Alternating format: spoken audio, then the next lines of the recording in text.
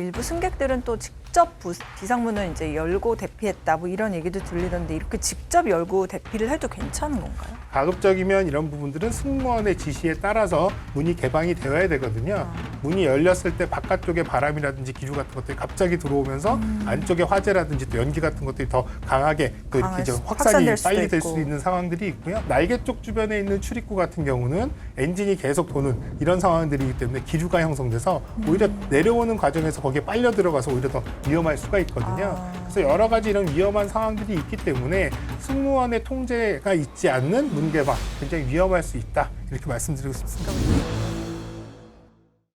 실시간 재난안전 정보 방송 재난안전 119 안전토크 시간입니다. 지난 설 연휴 기간 부산 김해공항에서 또 아찔한 비행기 화재가 있었습니다. 무안공항 참사가 난 지 한 달 만의 일이었는데요. 오늘은 이 문제를 집중적으로 짚어보겠습니다. KBS 재난방송 전문위원이신 이영주 경일대 소방방재학부 교수님 나오셨습니다. 어서 오십시오. 네, 안녕하세요. 저희 저번에는 무안공항 참사 얘기를 했었는데 또 한 달여 만에 이번에는 또 김해공사에서 하마터면 큰일 날 뻔한 비행기 화재를 가지고 말씀을 나누게 됐습니다. 자, 이 화재는 1월 28일 밤에 일어났다고 하는데요. 먼저 관련 뉴스 영상부터 보시고 말씀을 이어가 보도록 하겠습니다. 공항 계류장에 서 있던 항공기가 시뻘건 불길에 휩싸였습니다. 그 사이로 검은 연기가 쉴 새 없이 뿜어져 나옵니다. 홍콩으로 출발하기 위해 대기 중이던 에어부산 391편 항공기에서 불이 난 건 어젯밤 10시 15분. 이륙 40분을 앞두고 객실 뒷부분 선반에서 갑자기 불길이 치솟았습니다. 항공기에는 승객 169명과 승무원 7명, 모두 176명이 타고 있었습니다. 놀란 승객과 승무원이 비상구를 열고 에어슬라이드를 펼쳤습니다. 짐은커녕 겉옷도 제대로 챙겨 입지 못한 채 정신없이 빠져나오는 승객들. 다행히 큰 인명피해 없이 모두 탈출에 성공했고 승객과 승무원 7명이 찰과상과 연기 흡입으로 병원 치료를 받았습니다. 출동한 소방당국은 1시간 만에 불길을 잡았습니다. 늦어진 비행 일정에 대기하던 에어부산 항공기. 밤 10시 15분, 비행기 꼬리 부분 객실 선반에서 불이 시작됐습니다.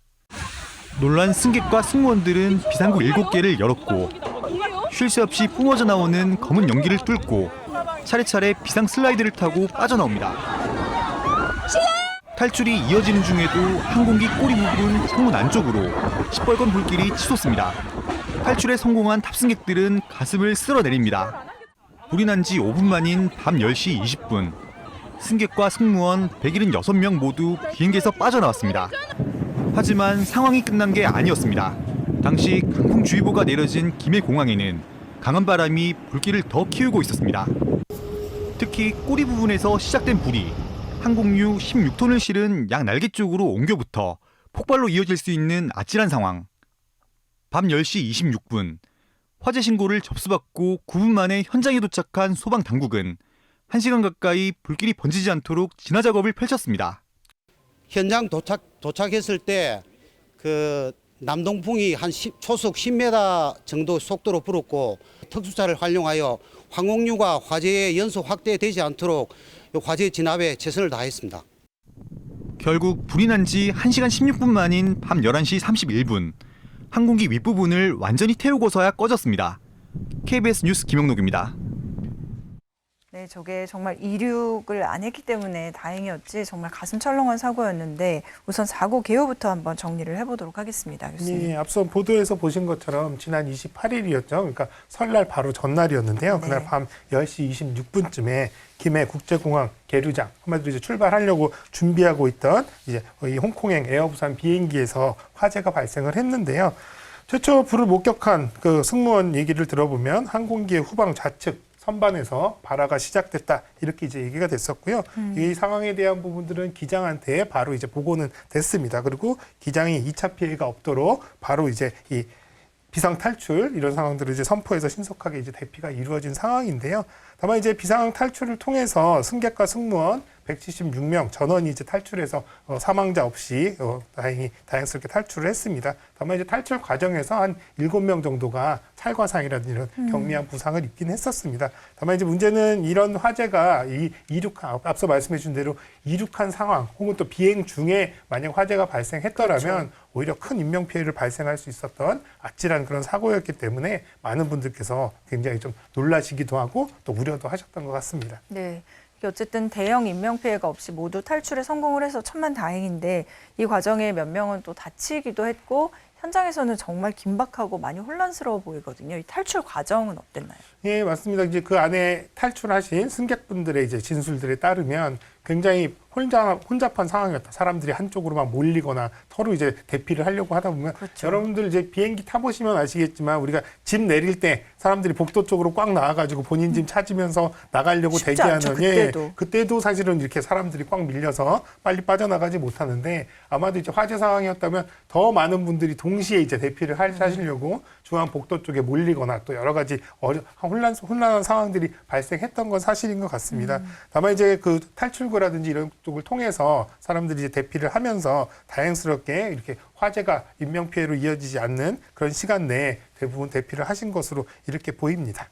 제가 그리고 궁금했던 게 이런 얘기가 있더라고요. 당시에 이제 이 화재가 발생한 수납함 근처에 그러니까 이 정확하게 위치가 화재가 발생했던 게 위에 있는 우리가 오버헤드 빈이라고 얘기하는 머리 위에 있는 짐 싣는 곳. 예, 맞습니다. 맞죠? 거기에 있던 이제 승객이 이걸 보고선 수납함 덮개를 열려고 했는데 승무원이 이걸 열지 말라라고 했다라고 들었거든요. 그럼 승객은 이게 덮개를 열려고 했다는 게 그 안에 뭐 화재를 확인하거나 또는 진압을 하려고 했을 텐데 왜 승무원은 열지 말라고 한 걸까요? 예, 저도 이제 그 인터뷰를 봤는데요. 그 승객분께서는 본인 머리 위쪽에 있는 이제 오버헤드빈 한마디로 수납함에서 불이 나니까 이걸 열어서라도 뭐 자기 옷이라든지 이런 걸로 덮어서라도 꺼야 끌려고. 되겠다 생각을 하셔서 문을 개방을 하려고 했는데 그 당시에 승무원이 이 부분을 제재를 했다고 합니다. 근데 이제 이 승무원의 제재가 잘못된 부분들은 아니고요. 원래 매뉴얼에도 이런 부분들은 함부로 열지 않도록 되어 있거든요. 왜냐하면 수납함을 이제 갑자기 열었을 경우에 네. 바깥의 공기, 외기에 이제 공기들이 갑자기 이제 노출이 되면서 산소 공급이 원활해지면서 그 안에 화재가 오히려 더 빨리 커질 수 있는 이런 상황들이 있을 수가 있고요. 그 오버헤드빈 뚜껑을 열면 공기가 들어가니까 공기가 더 많이 더 접촉하게 되니까 화재가 조금 더 커질 수 있는 가능성이 있고 또 안에가 화재가 난 상황이라면 오버헤드빈 덮개를 이제 열었을 때 그 안에 이제 이를테면 가방이라든지 짐들이 이제 쏟아져 내려오는 상황이라면 오히려 승객들의 자석이라든지 이런 쪽으로 화재가 더 빨리 확산될 수가 있기 때문에요. 그래서 이제 이런 상황이면 어떻게 하게끔 되어 있냐면 승무원들이 화재 상황을 인지를 하면 네. 소화 장비, 소화기라든지 이런 것도 충분히 불을 끌 수 있는 이런 준비들을 충분히 한 이후에 이 오버헤드빈을 조심스럽게 열면서 진압을 하도록 이렇게 되어 있거든요. 그래서 아마도 승객분들께서 임의적으로 이 부분을 열려고 했을 때 이 부분을 이제 제재한 것으로 그렇게 보입니다. 네. 일부 승객들은 또 직접 비상문을 이제 열고 대피했다 뭐 이런 얘기도 들리던데 이렇게 직접 열고 대피를 해도 괜찮은 건가요? 사실은 뭐 이 부분이 정말 긴박한 상황에서 아무도 이런 부분들에 어떤 지시가 없는 상황이라면 할 수 없이라도 이제 열어야 되는 그런 상황들이 있을 수도 있겠습니다만 가급적이면 이런 부분들은 승무원의 지시에 따라서 문이 개방이 되어야 되거든요. 왜냐하면 이런 상황들을 잘 모르시는 일반 승객분께서 문을 열었을 때 네. 굉장히 여러 가지 위험할 수 있는 상황들이 그렇죠. 있어요. 문이 열렸을 때 바깥쪽에 바람이라든지 기류 같은 것들이 갑자기 들어오면서 안쪽에 화재라든지 또 연기 같은 것들이 더 강하게 또 이렇게 이제 확산이 확산될 수도 빨리 될 있고. 수 있는 상황들이 있고요. 또 한편으로는 대부분 이제 비행기 기체가 지상보다는 높이 있기 그렇죠. 때문에 떨어지면은 문만 또. 연다고 바로 대피가 되는 게 아니라 뭐 슬라이드라든지 탑승교 같은 것들이 있어야 되는데 일반인 분들께서는 급한 나머지 문 열고 그냥 바로 나가시는 이런 상황들이 됐을 때 오히려 더 이제 추락의 위험들도 있고요. 또 날개 쪽 주변에 있는 출입구 같은 경우는 엔진이 계속 도는 이런 상황들이기 때문에 기류가 형성돼서 오히려 내려오는 과정에서 거기에 빨려 들어가서 오히려 더 위험할 수가 있거든요. 그래서 여러 가지 이런 위험한 상황들이 있기 때문에 승무원의 통제가 있지 않는 문 개방 또 그리고 그 위에 탈출에 대한 부분들의 안내라든지 이런 부분들이 통제가 안 되면 굉장히 위험할 수 있다 이렇게 말씀드리고 싶습니다. 그러니까 저런 상황이 발생하면은 무조건 승무원의 안내에 따르는 게 그게 여러 사람을 위해서도 좋겠네요. 예, 맞습니다. 그렇기 때문에 다른 뭐 이런 이동수단보다도 비행기의 승무원들은 이런 상황에 대비해서 여러 가지 훈련들을 계속 체계적으로 받는 이유가 이분들이 정확하게 이 승객들을 잘 리드를 해주셔야 안전하게 대피를 할 수가 있고요. 또 승객분들도 이런 지시에 잘 따라주셔야 신속한 대피가 가능하다 이렇게 생각하시면 되겠습니다. 네, 이 화재 원인과 관련해서는 뭐 아직은 정밀 조사 결과가 더 나와봐야 하겠지만은 관련 뉴스 영상 한 편 더 보시고 저희가 또 말씀을 이어가 보도록 하겠습니다. 사고 직후 탑승객들은 기내 수화물 선반에서 불길을 봤다고 말했습니다. 불이 갑자기 올라오더라고요. 네. 그 짐칸에서. 불이 올라오고 나서부터가 연기가 안에 엄청나게 났어요. 화재를 처음 목격한 승무원 역시 같은 위치를 지목했습니다. 연기가 피어오른 곳은 항공기 날개 뒤쪽, 왼편 좌석 위 짐 보관용 선반입니다. 승객 짐 안에 있던 보조 배터리 등이 충격을 받아 불이 났을 가능성이 우선 제기됩니다. 지난해 4월과 7월에는 각각 아시아나 항공과 이스타 항공 여객기에서, 지난해 12월에는 에어부산 여객기 내에서도 보조 배터리에 불이 붙었습니다. 당시에는 승무원들이 즉시 불을 꺼 큰 피해는 없었습니다. 보조 배터리는 화재 위험으로 기내 반입에 제한이 있습니다. 휴대전화 충전용으로 쓰이는 100와트 이하는 1인당 많게는 20개까지도 가능하지만 용량이 큰 배터리는 160와트 이하로 최대 2개까지만 허용됩니다. 국제민간항공기구 기준과 같은 수준인데 최근 화재가 잇따르며 이 기준을 강화해야 하는 것 아니냐는 지적도 나옵니다. 국토부는 사고기의 양쪽 날개에 있는 엔진은 손상되지 않았다고 밝혔습니다. 엔진 등 기체 문제로 불이 났을 가능성은 낮은 상황. 다만 항공철도사고조사위원회는 기내 전기 합선이나 누전 가능성 등을 열어놓고 조사하고 있습니다. KBS 뉴스 이지은입니다. 이게 이제 이번 사고 관련 여부를 떠나서 항공기 보통 저희가 탈 때 뭐 보조 배터리 없냐 이런 거 물어보잖아요. 네, 짐 검사할 때. 네. 그러면 그걸 대수롭지 않게 넘기는 경우가 많은데 이번 같은 경우를 보면 이 리튬 배터리 관련 사고가 근래에 꽤 자주 발생했던 걸로 보아서 이거 정말 다 가지고 다닐 때 많이 조심해야겠네요. 네, 사실 이게 리튬이온 배터리 같은 경우 이제 기내에 직접 짐에다가 붙일 때는 사실은 짐에다 붙이지 말고 본인이 수화물로 가지고 타라고 이렇게 얘기를 해서 많은 분들이 알고는 계실 텐데요. 그럼에도 불구하고 사실 이 리튬이온 배터리, 보조 배터리라든지 이런 것들에 관한 화재가 기내에서도 심심치 않게 발생을 합니다. 2023년도 국내에서 한 6건 정도가 발생을 했고요. 네. 작년 같은 경우도 1월부터 8월까지 집계된 걸로 보면 한 5건 정도의 화재가 발생을 했습니다. 다만 이제 이런 것들이 초기에 경미한 화재, 한마디로 이제 연기가 난다거나 발열이 뜨겁거나 해서 초기에 조치가 됐기 때문에 이번처럼 큰 화재로 이어지지는 않은 상황이지만 화재, 점화원으로서 화재가 발생할 수 있는 가능성들은 존재한다. 이렇게 보시면 되겠습니다. 또 미국 같은 경우도 실제로 2015년에 미국 전체에서 전 세계적으로 한 16건의 이런 배터리 화재가 비행기에서 발생을 했었는데 이게 2022년도에 지나서는 64건, 그리고 와. 훨씬 많이 이제 증가를 하고 거의 4배 가까이 그렇네요. 증가를 한 상황들인데요. 그만큼 우리 생활에 여러 가지 전자기기들, 또 보조 배터리 같은 것들 많이 가지고 비행기에 탑승하시기 때문으로 보면 될 것 같습니다. 어쨌든 간에 이 보조 배터리 같은 경우에 사실 우리가 뭐 단순히 이 보조 배터리뿐만 아니라 일반 휴대폰에도 다 이런 리튬이온 배터리가 들어가기 때문에 네. 이런 것들을 무조건 반입이 안 된다 이렇게 하기에는 굉장히 좀 어려운 부분들이 있거든요. 그렇기 때문에 오히려 반입을 해서 가지고 타더라도 조금 더 안전하게 휴대하고 또 보관하는 이런 방법들 우리가 조금 더 숙지할 필요는 있겠다 생각이 듭니다. 분명한 거 한 가지는 어쨌든 싣는 짐에다가 저거를 넣으면 안 되는 거예요. 예, 맞습니다. 왜냐하면 실는 짐에다가 저거 보조 배터리를 넣었을 경우에 이렇게 배터리가 발열이 된다거나 뭔가 이상 징후가 생겨서 불이 났을 때 이걸 누군가가 들어가서 끄거나 제어할 수 있는 방법이 그렇죠. 없는 네. 거죠. 그러니까 대형 화재로 이어질 수 있기 때문에 개인이 휴대하고 타라는 이유는 혹시라도 뭔가 이상 징후가 있거나 불이 나더라도 빨리 알아서 조치를 할 수 있게끔 하기 위함이거든요. 근데 다만 우리가 대부분은 기내에 가지고 타더라도 기내에 들고 타는 가방이라든지 짐에 넣어서 이번처럼 오버헤드 빈에다 올려놓으면 그렇죠. 불이 발생하더라도 빨리 알 수가 없는 아. 이런 상황이거든요. 그래서 비행기에 가지고 이런 것들을 탑승하실 때는 본인이 꼭 작은 수화물. 수화물을 본인이 직접 가지고 있거나 본인이 휴대하는 가방 같은 데다 넣어서 뭔가 이상이 있을 때 빨리 알아서 조치할 수 있게끔 하는 것들 이런 것들이 좀 필요한 부분입니다. 그럼 붙이는 짐 안에 실수로 넣었을 경우에는 네. 짐 검사에서 그게 걸리나요? 네, 짐 짐 같은 검사에서도 경우는? 확인이 됩니다. 네. 확인이 되기도 하지만 혹시라도 그런 부분들이 확인이 안 됐을 경우에 위험성이 있기 때문에요. 네. 이런 것들이 이런 것들 혹시 그냥 넣어서 그냥 붙여도 되지 않겠나 이렇게 쉽게 생각하시기보다는 전체적인 안전을 위해서 꼭 한 번쯤 본인 짐에 이러한 부분들이 들어가 있는지도 한번 체크해 보시는 것도 네. 필요하겠습니다. 이 열폭주라고 하는 리튬 배터리 열폭주는 왜 발생하는 건가요? 기본적으로 이제 배터리 내부에 음극재, 양극재 그리고 이런 것들을 막아준 이제 이 분리막이라고 이렇게 되어 분리막. 있는데요. 이 분리막이 손상이 돼서 음극과 양극이 이제 접촉하게 되면 이 반응으로 인해서 계속 이제 전류가 생산되고 또 발열이 되고 또 과열이 돼서 열폭주로 이어지는 이런 상황인데요. 근데 이런 분리막이 손상되거나 뭐 이런 상황들은 제품 자체가 처음부터 뭔가 결함이 있어서 불량일 수도 있고요. 또 사용하는 과정에서 계속 충격에 노출된다거나 떨어뜨린다거나 뭐 또 이렇게 오래 사용하는 데서 자연스럽게 이런 분리막이 어느 정도 이제 결함이 생기면서 이렇게 화재로 이어지는 열폭주로 이어지는 상황들이 발생하기도 합니다.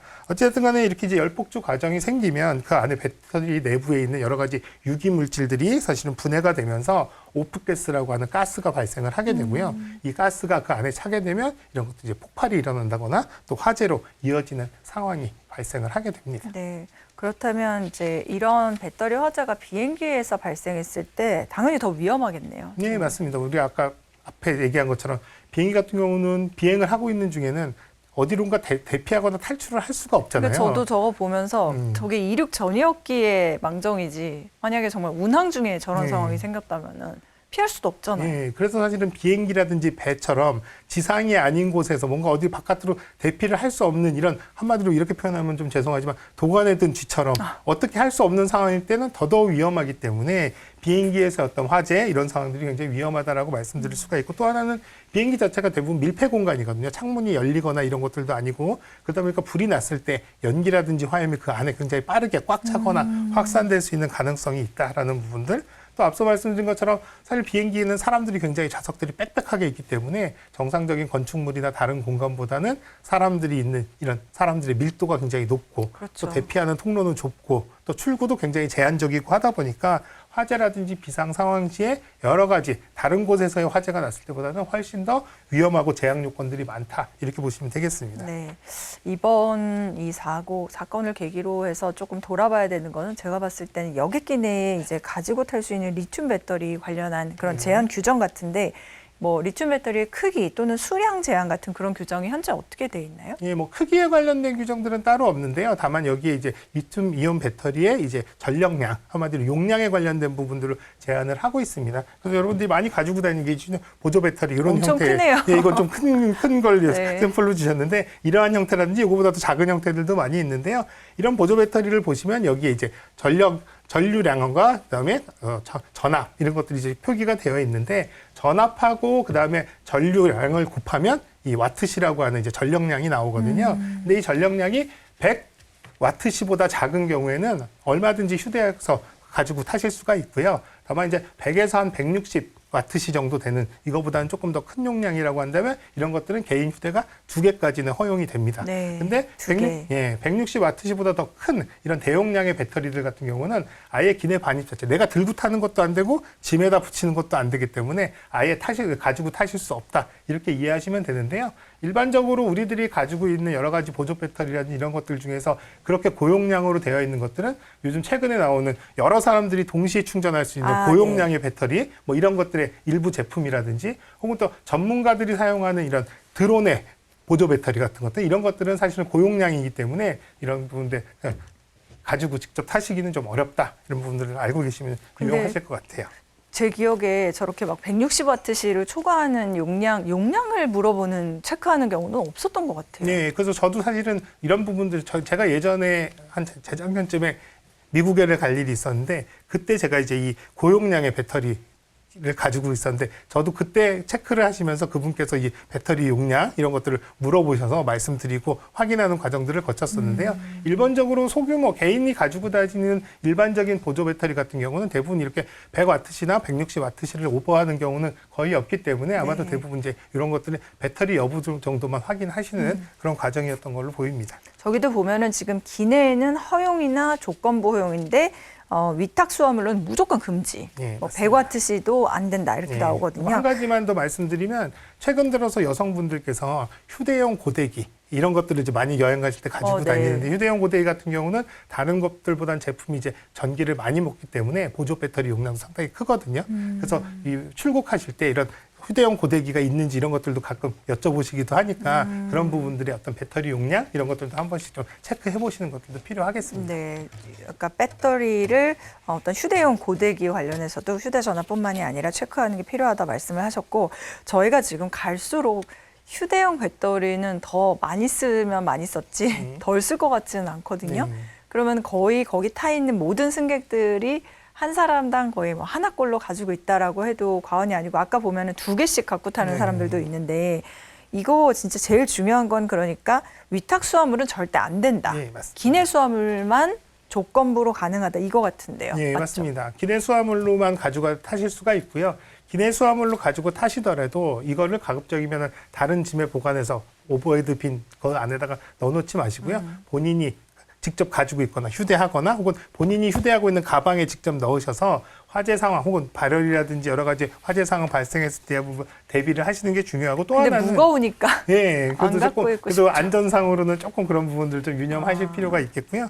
또 하나는 중요한 것 중에 하나는 얘네들이 사실 휴대폰 배터리 같은 경우가 사실 웬만하면 사실 크게 문제가 생기진 않는데 충격이 가해지거나 강하게 눌리거나 이랬을 때 이렇게 또 이상이 발생할 수 있는 가능성이 상대적으로 높기 때문에요. 휴대하시더라도 깔고 앉는다거나 또 좌석이랑 좌석 사이에 끼어서 이렇게 압박을 받게 한다거나 이런 상황들이 발생하지 않게끔 조금 좀 소중하게 이렇게 이제 간수를 하셔야 될 필요는 있습니다. 그러니까 깔고 앉거나 또는 좌석 틈 사이에 떨어져서 끼지 않게 네. 어떤 물리적으로 힘이 가해지지 않게 하는 게 중요하다는 말씀으로 예, 그리고 이제 들었습니다. 보조 배터리를 가지고 타실 때도 본인 보조 배터리에 외형적으로 찌그러진 부분이 있거나 어딘가에 콕 찍힌 부분이 있다라고 한다면 이런 것들은 혹시라도 이렇게 화재가 발생하거나 그럴 가능성이 있다 생각하셔서 조금 양호한 상태의 제품들을 가지고 타시는 게 좋겠습니다. 네. 이 비행기 기내에 그러면 소화기가 보통 배치가 돼 있을 텐데 당연히 이거를 저는 제가 확인을 한 그런 기억이 전혀 없거든요. 네. 어디에 보통 소화기가 있나요? 예, 대부분 우리가 일반적으로 건물에서 불이 날 때는 누구나 다 눈에 잘 띄는 곳에 이제 소화기들이 이제 비치되도록 하고 있는데요. 항공기에서는 그렇게 많이 여러 곳에 비치되어 있지는 않습니다. 왜냐하면 항공기에서 화재가 났을 때는 일반인 분들께서 끄시는 것들 이런 것보다는 전문적으로 훈련이 되거나 교육을 받은 승무원들 중심으로 화재 진압을 하게끔 되어 있기 때문에요. 대부분은 이제 승무원들의 좌석이라든지 승무원들이 이제 일하는 공간 스테이션이라고 하는데 그런 쪽에 대부분 이제 소화기들이 비치가 되어 있다 이렇게 보시면 되겠고요. 또 객실 내에 또 일반인 분들께서 간혹 이제 이 오버헤드 빈이라고 하는 짐칸 같은 데 일부 이제 소화기들이 비치되어 있는 경우들도 있거든요. 이런 경우에도 일반 승객께서 자유롭게 꺼내서 쓰시지 못하도록 이런 것들이 잠금 장치가 되어 있는 경우들도 있기 때문에 이런 부분들은 내가 빨리 이런 걸 꺼내서 직접 꺼야지라기보다는 화재가 발생했을 때 승무원한테 빨리 알려서 승무원이 조치를 할 수 있게끔 하는 것들 이런 부분들을 조금 좀 유념하시면 되겠습니다. 그러니까 일단 소화기는 승객보다는 승무원의 네, 안내에 맞습니다. 따르는 게 좋다. 그다음에 이 리튬 배터리는 어쨌든 이 화재에 효과적인 소화제가 있다고 제가 알고 있는데 그 종류는 뭐고 또 이런 소화제가 항공기에 구비가 돼 있는지도 궁금한데요. 네, 사실 현재까지는 국가에서 인증된 리튬이온 배터리 전용 소화기라고 하는 것들은 사실은 없습니다. 없고요. 네, 사실 이제 시중에 판매되는 제품들은 본인들이 제품이 이런 리튬이온 배터리에 좀 적응성이 있습니다라고 하는 이렇게 이제 홍보를 하긴 합니다만 나라에서 이거는 성능이 인정됩니다라고 네. 하는 이런 과정들 기준이라든지 또 성능 인증에 대한 절차는 아직까지는 없고요. 다만 이제 이런 부분들도 대부분은 리튬이온 배터리 전용 소화기라고 기존에 지금 현재 팔고 있는 것들도 배터리 케이스를 열어서 그 안에 배터리 셀에 직접 분사를 했을 때 진압 성능이 있는 이런 것들이기 때문에 겉에서 뿌렸을 때 이런 부분들 진압 성능이나 이런 것들은 조금 더 확인하기는 좀 어렵다라고 보시고요. 네. 그래서 사실 우리가 일반 생활 속에서 이번에도 화재가 난 다음에 우리 집에도 내 휴대폰도 그렇고 내 보조 배터리도 그렇죠. 그렇고 이렇게 쓰는 것들 많은데 불났을 때 그러면 뭘로 꺼야 되지? 이렇게 걱정하시는데요. 대부분 소형화되어 있는 이런 리튬이온 배터리들 불나면 물로 끄시면 됩니다. 물이요? 물로 끄셔도 되고 소화기로 끄셔도 되거든요. 소형이기 때문에 충분히 이런 부분들 또 주변에 착화되어 있는 다른 가연물로서 불이 붙는 것들도 끄시려면 물이라든지 혹은 다른 일반 소화기로도 끄실 수가 있고요. 대부분은 이제 비행기 안에서는 이제 일반적으로 분말 소화기 같은 것들을 뿌렸을 때 밀폐된 공간이다 보니까 분말이 이제 이 침전물도 생기고 시야도 어려워지고 혼란이 발생할 수 있기 때문에요. 대부분 가스계 소화기엔 하론 소화기라고 하는 무색무체 이 소화기들을 쓰게 되거든요. 이 소화기를 이용해서 대부분 비치가 되어 있거나 혹은 또 물로 불을 끌 수 있게끔 되어 있는 이런 이제 물 소화기 같은 것들이 비치되어 있다 이렇게 보시면 되겠습니다. 네, 방금 저희가 이야기를 하는 동안에 속보가 들어왔는데 이 에어부산 지금 이야기하고 있는 이 여객기 화재에 관련해서 합동 감식이 오늘부터 시작이 되고 특히 이 발화 원인에 대한 집중 조사가 이루어진다 이런 얘기 들어왔는데요. 네, 저희가 그러면은 이제 승객으로서 할 수 있는 일을 생각해 보면 결국에는 내가 수화물로 가능하면 가지고 탔어요. 그래서 이제 쓰다가 이 배터리가 과열이 됐다라거나 또는 연기가 났다 이런 걸 발생하고 그때 내가 비행기 안에 있다. 그럼 어떻게 해야 될까요? 예, 일단 기본적으로 그런 화재 징후 혹은 또 배터리가 불이 나진 않더라도 뭔가 계속 뜨거워지는데 라고 하는 이런 이상 징후가 있다면 바로 승무원한테 빨리 알리는 게 가장 중요하거든요. 승무원에게. 예, 그 승무원한테 빨리 알리면 승무원이 그 부분에 대해서 뭐 화재가 발생했다면 진압 조치를 할 것이고요. 또 배터리가 뜨거워져서 열폭주가 일어난다라고 하면 그 배터리를 별도의 안전한 용기에 보관해서 식히거나 이런 것들도 이제 진행이 되거든요. 그렇기 때문에 일단 화재 꼭 이렇게 배터리가 아니더라도 기내에서 여러 가지 화재 징후 같은 것들이 발생했다고 하면 이런 부분들을 빨리 승무원한테 알리는 것들이 필요합니다. 우리가 그래서 비행기에 이착륙을 할 때 창문을 모두 다 열라고 하잖아요. 네. 그런 이유는 뭐냐면 창밖에 날개라든지 기체의 다른 부분에 이상이 있거나 혹은 또 불이 나거나 했을 때도 그런 것들을 승객들이 보고 빨리 알려줄 수 있게끔 하기 위해서 그래요? 기내에 다 바깥의 상황들도 다 파악을 할 수 있게끔 하기 위해서 창문을 다 열라고 하는 거거든요. 그런 이제 그렇기 때문에 사실 왜냐하면 승무원들이 바깥에까지 다 일일이 볼 수는 없기 때문에 그렇죠. 그런 부분들까지도 그래서 여러분들이 항상 기내 바깥에 여러 가지 비행기의 정상적인 상황이 아닌 상황들이 인지가 됐다라고 하면 빨리 승무원한테 알리는 것도 이게 어떻게 보면 가장 좋은 방법이다 생각이 들고요. 또 하나는 이렇게 이제 화재가 발생하거나 이상 상황이 됐을 때 너무 흥분하거나 과도하게 본인들이 뭔가를 해결하려고 하기보다는 지시라든지 혹은 또 승무원의 안내 혹은 또 이제 안내 방송에 따라서 그런 행동이라든지 조치들을 잘 따라주시는 것들. 또 하나는 기내에서 뭐 어떤 상황이 발생했을 때 질서 유지가 굉장히 중요하거든요.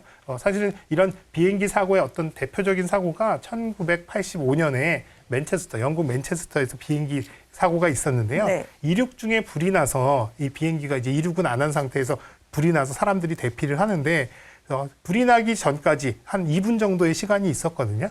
근데 사실 사람들이 절반 정도는 빠져나오지 못해서 그 안에서 죽은 거예요. 그래서 나중에 이런 게 조사를 하는 과정에서 정말 이상하다. 충분히 대피할 시간이 있었음에도 불구하고 왜 대피를 마저 못해서 이렇게 사망자가 많이 발생했을까를 하다 보니까 이렇게 갑작스럽게 사람들이 출구로 몰리면서 사실 차례차례 나왔으면 다 대피가 가능했을 텐데 사람들이 그 안에서 혼잡한 상황에서 몰리게 되면서 압사같이? 체류가 생기면서 제때 빠져나오지 못한 거예요. 그래서 이런 것들도 사실 어떻게 보면 질서를 지키는 게 나나 다른 사람의 안전을 위해서 가장 중요한 어떤 핵심적인 우리가 지켜야 될 요령이다라고 생각하시면 되겠습니다. 운전할 때도 그렇잖아요. 병목에서 한 대 한 대 가면은 늦는 것처럼 보여도 결국 다 빨리 가는데 네. 서로 양보 안 하려고 그러면은 다 막혀가지고 맞습니다. 더 시간이 많이 걸리는. 근데 저는 조금 특이한 게 방금 저 사고 기체를 보면은 위가 다 뻥 뚫려 있거든요. 네.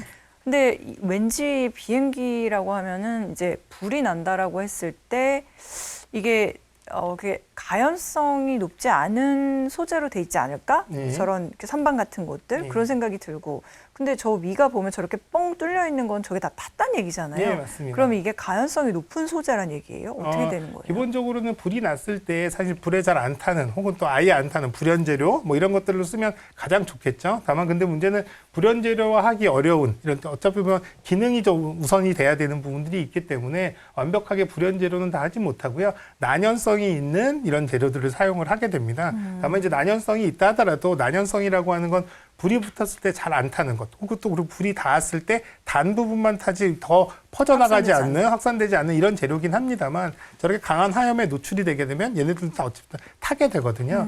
그렇기 때문에 아마도 이제 천정 부분에 이제 여러 가지 가연성 재료들 또 그리고 또 중요한 건 저기에 승객들의 짐 같은 경우는 사실은 다 불에 잘 타는 이렇게 뭐 불연하거나 이를테면 난연하는 이런 것들이 아니라 일반적인 어떤 가연물들이기 때문에 아마도 오버헤드 빈 안에 채워져 있던 여러 가지 승객들의 짐들이 타면서 굉장히 강한 화세를 형성을 했고 또 불이 이렇게 위쪽으로 강하게 이제 화염이 형성되다 보니까 지붕 쪽으로 열이 집중되면서 지붕 쪽을 따라서 천정면이 대부분 강하게 이제 연소가 된 상황이다. 그런 경우는 맞을 것 어때요? 같습니다. 요즘 어떤 가방들은 이렇게 그 뭐랄까 알루미늄 소재로 네. 된 것들도 많이 있잖아요. 네. 그 안에서 불이 났다라고 네. 하면은 이게 뭔가 불을 막아주는 역할을 혹시 하거나 하잖아요. 이제 금속성 소재 같은 경우는 대부분 이제 불연재료로서 그런 어떻게 보면 화염이 바깥으로 나오는 것들을 차단해주거나 하는 기능들은 어느 정도 있는데요. 다만 이제 알루미늄 같은 경우는 조금 좀 독특합니다. 다른 금속 재료에 비해서 알루미늄 같은 경우는 녹는 그 온도가 상대적으로 낮아요? 낮기 때문에요. 실제로 불이 강하게 형성되면 알루미늄 같은 경우는 이제 녹아요. 녹아서 구멍이 뚫리거나 이렇게 되는 것들도 있고요.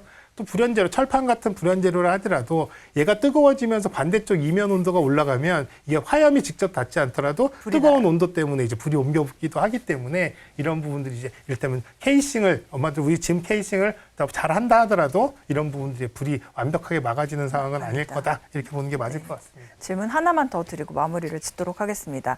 저희가 이제 기내에 어쨌든 그러면 리튬이온 배터리를 갖고 탄다, 보조 배터리를 갖고 탄다 할 때 충전 상태를 좀 낮추고 타는 게 좋을까요? 아니면 그건 전혀 상관이 없나요? 사실 소형화된 배터리이기 때문에 사실은 그렇게 크게 의미는 없을 것 같아요. 그래서 뭐 이를테면 완충을 한다 하더라도 그것 자체가 화재 발생이 굉장히 위험성이 높아진다 이렇게 보기는 어렵습니다. 왜냐하면 우리가 전기차 화재 작년에 한참 많이 얘기가 됐었는데요. 그 당시에도 전기차 화재의 과충전이 문제가 돼서 이 부분을 한 70에서 80%만 충전해야 된다라는 의견들도 있었지만 실제로 배터리 전문가들의 의견들을 들어보면 사실 70%나 80% 정도로 줄여서 이를테면 완충을 안 한다 하더라도 화재 예방에 대한 부분들이 기여하는 바는 굉장히 미미하다고 대부분은 입을 모아서 얘기를 하고 있기 때문에 그거보다 수백 배 용량이 작은 개인 휴대용 이런 배터리 같은 경우에 뭐 완충을 안 하더라도 사실 뭐 완충을 하더라도 사실 그렇게 화재에 크게 뭐 영향을 미친다라고 보기는 어렵겠습니다. 알겠습니다. 네.